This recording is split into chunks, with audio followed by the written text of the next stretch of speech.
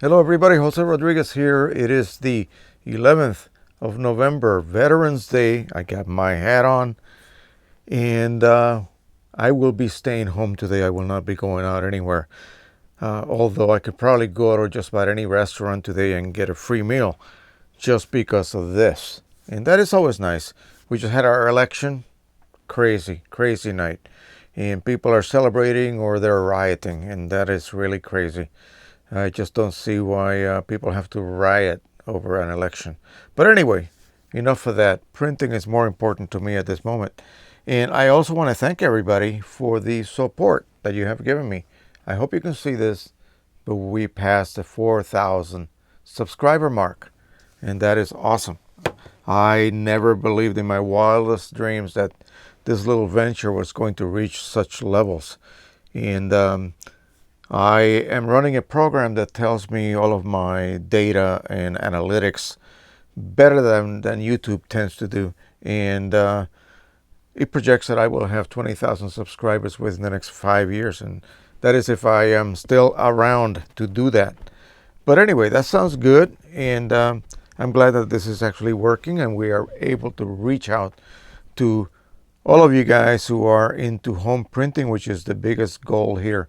So anyway, I wanted to bring up a bit of the latest news on the Ardenberg testing of the P800 Pro 1 and the Pro 100 running Precision Colors inks.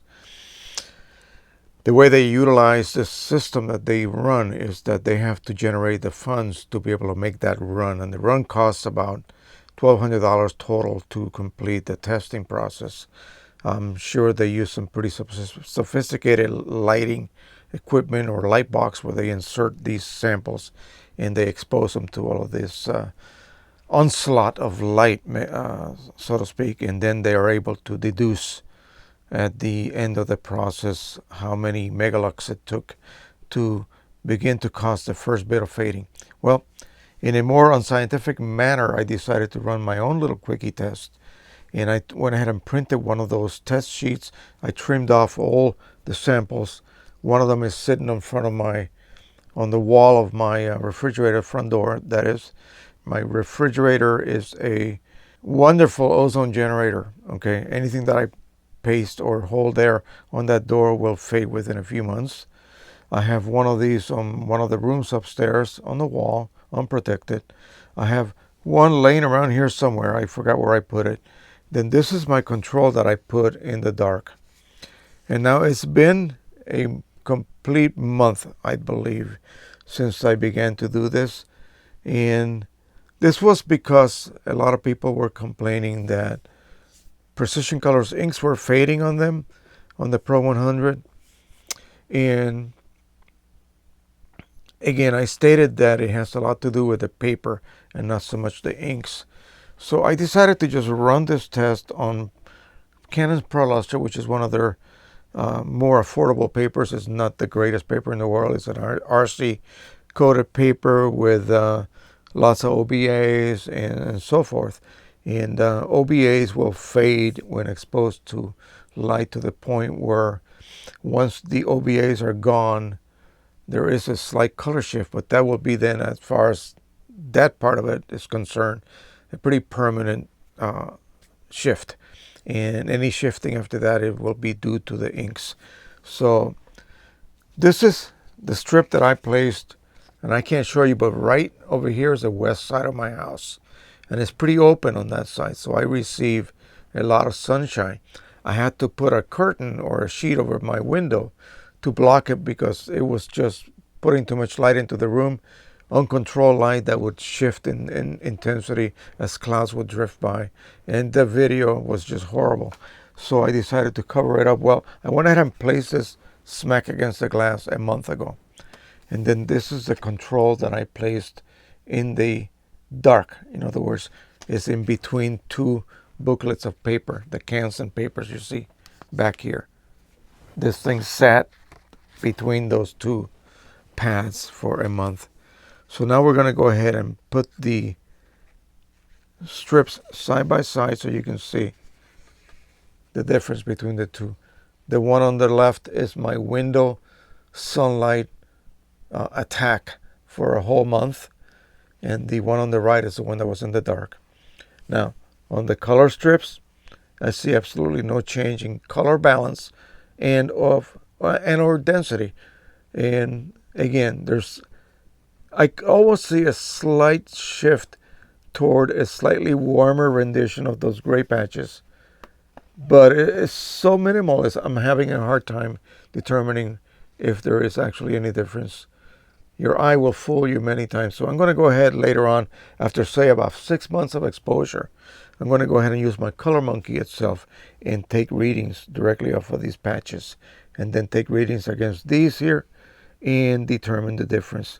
Now, a preliminary test that was done determined that, that after 2 or 3 megalux of exposure, they began to see a slight change, or they began to detect actual change. And to their surprise, it was very even change across the board.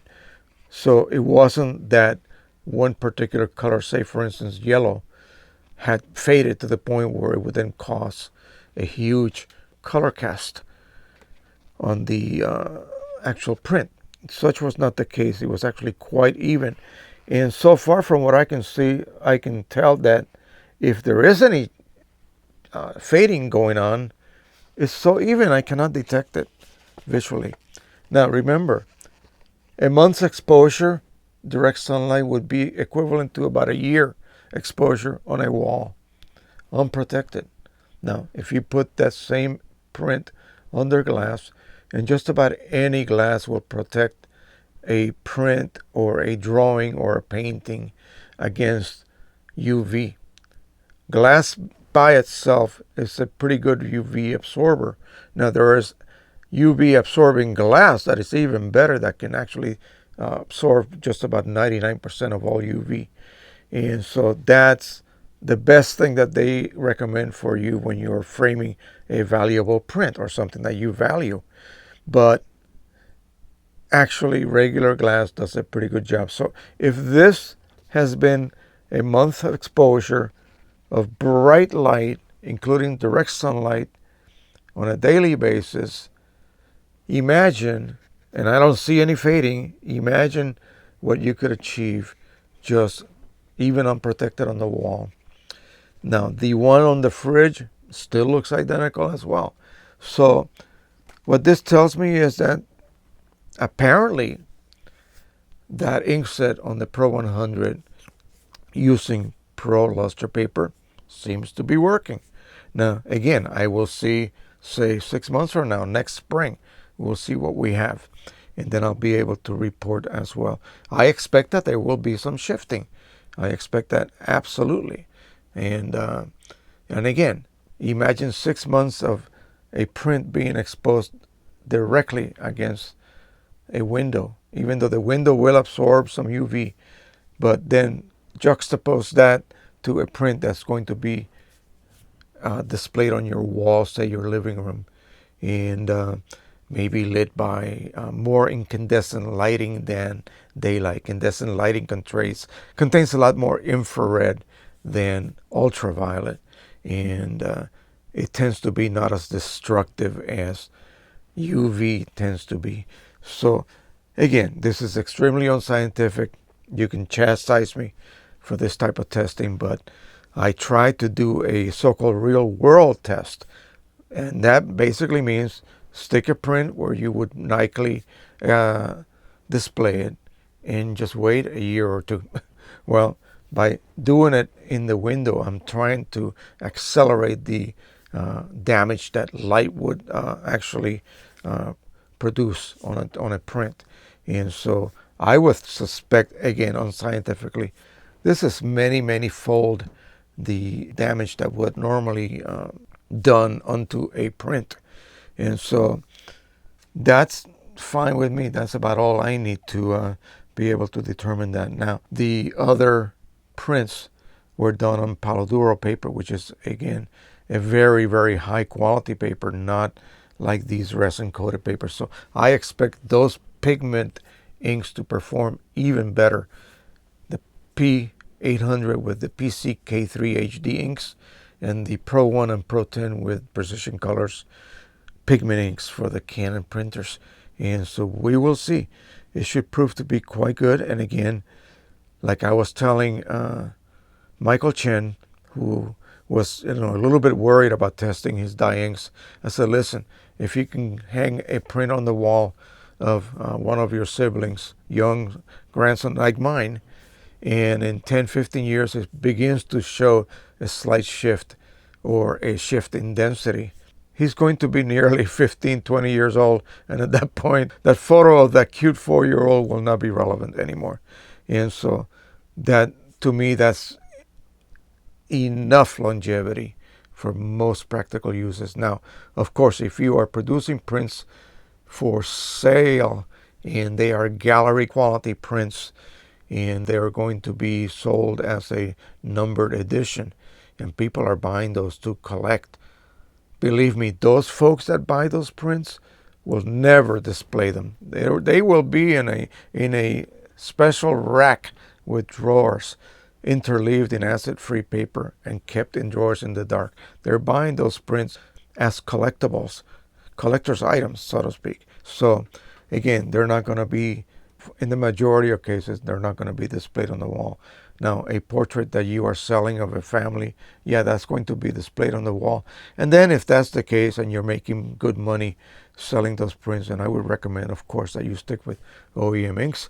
But for the hobbyist at home who's producing prints for their pleasure, these inks are more than sufficient and have more than sufficient longevity to allow you to enjoy your craft and not have to deal with external laboratories and days of waiting, going back and forth until they get it right for you.